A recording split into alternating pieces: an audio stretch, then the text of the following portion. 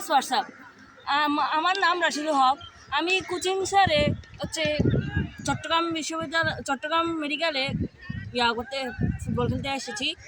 আর এখানে আমি আমার বাবাকে নিয়ে ফুটবল খেলতে এসেছি এবং এখানে অনেকজন মানুষ দেখা যাচ্ছে যারা আমাদের মতনই ফুটবল খেলতে এসেছে।